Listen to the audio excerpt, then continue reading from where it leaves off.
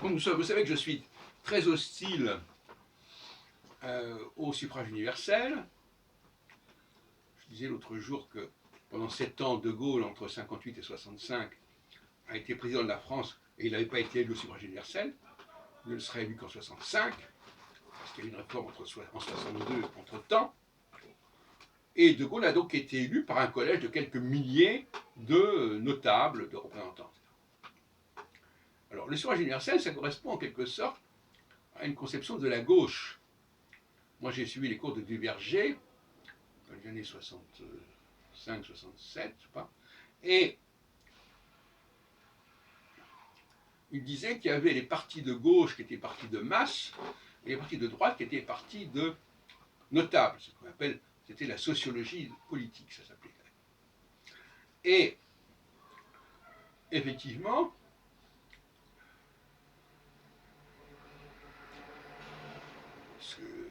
la démarche de quelqu'un comme Emmanuel Macron est typiquement une démarche de gauche au niveau en 2017.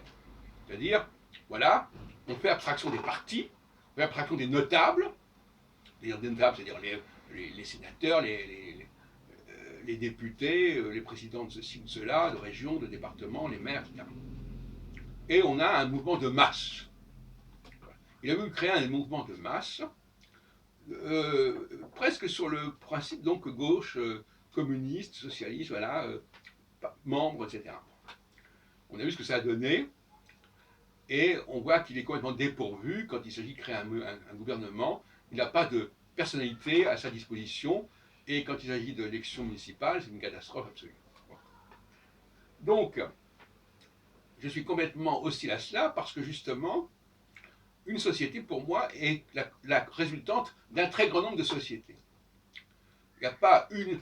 Autant je suis dans le mono quelque part, mais là je suis plutôt girondin, et c'est-à-dire que je dis, voilà, une société c'est des centaines, voire des milliers de groupes, de structures qui cohabitent et qui sont toutes animées par des leaders, puisque la science que je développe, l'astrologie horoscopique, c'est la science des leaders, et la conception des ressources humaines, c'est le repérage des leaders.